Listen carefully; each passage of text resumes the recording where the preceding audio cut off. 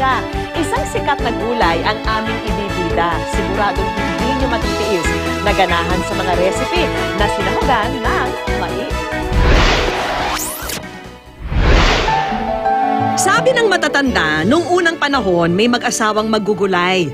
Malalago ang kanilang mga pananim, kaya naman bukod sa pagiging negosyo nila ang gulay, ito na rin ang kanilang kinakain.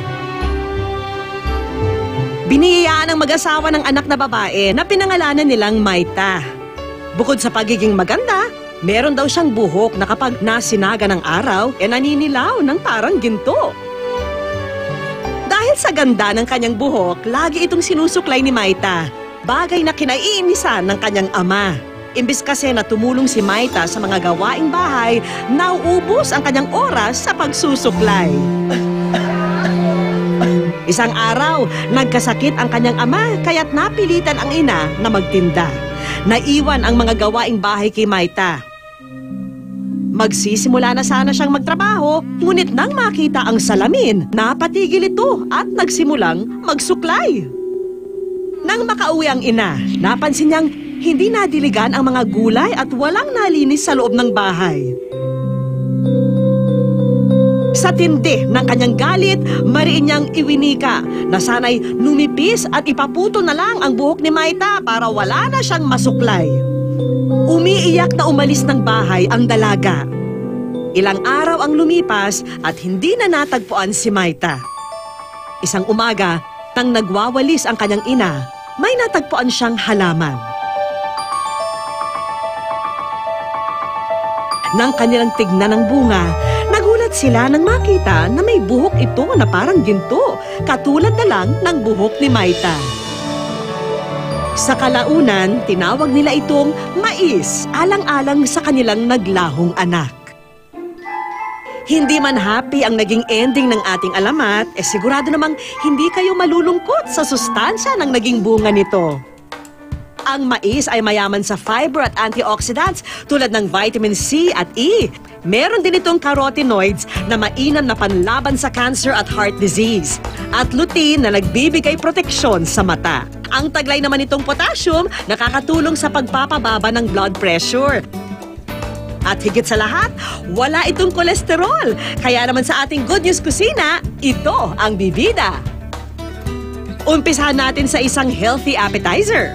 Kadalasan, mga ginagamit natin sa appetizer, mga processed food. Pero this time, gagawin natin siyang mas pina-healthy kasi gagamit tayo ng corn. Ilabas na ang harina, itlog, breadcrumbs at ang young corn. Timplahan ang binating itlog ng salt and pepper.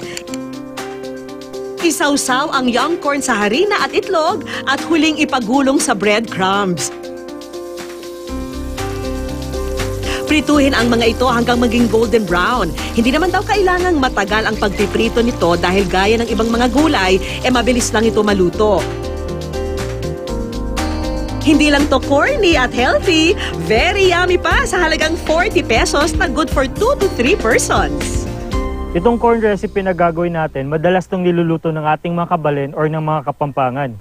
Kahit mainit ang panahon, siguradong patok pa rin sa panlasa ang version namin ng swam na mais o Pinoy corn soup.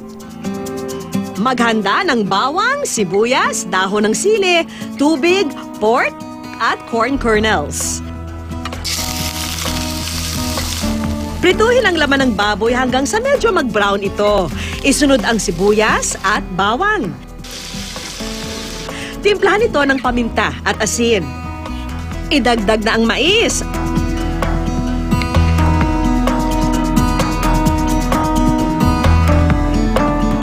At kapag naluto na ang mga sangkap, pwede na itong buhusan ng tubig. Pakulaan lang ito hanggang sa lumabo ang kulay ng sabaw. Idagdag na ang mga dahon ng sili.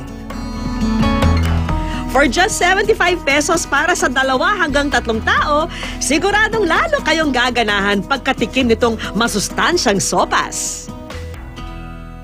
Mula sa soup at appetizer, dumako naman tayo sa bida ng hapagkainan, ang main course. Ang next na gagawin natin, pinaghalong Indonesian at Chinese cuisine. Pero siyempre, pinagbibidahan pa rin ito ng mais. I-ready na ang young corn, bawang, sibuyas, toyo, sesame oil, suka, chili powder, brown sugar at mga sili para sa sipa ng anghang. Igisa ang sibuyas at bawang sa sesame oil. Ihulog na ang mais. Lagyan ito ng konting harina at chili powder. Timplahan din ito ng paminta at asin. Gaya ng sa adobo, maglagay ng toyo, suka at brown sugar. Para sa sumisipang anghang, ilagay na ang mga sili na hilig ng mga Indonesian. Haluin lang ng maigi upang magpantay ang lasa. Matitikman sa halagang 65 pesos na good for 2 to 3 persons. Ang ating mais, dadako naman sa matamis na lutoan because it's time for dessert. Itong Spanish dessert na leche flan, mas pasasarapin natin gamit syempre ang mais. Maghanda ng corn kernels, condensed milk, vanilla extract at itlog.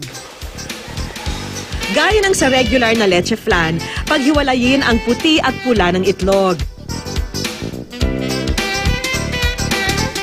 Sa isang bowl, batihin ang pula ng itlog at ihalo ang gatas. Isunod na ang mais at vanilla extract. Pagkahalo, ilipat ang mixture sa llanera na may butter.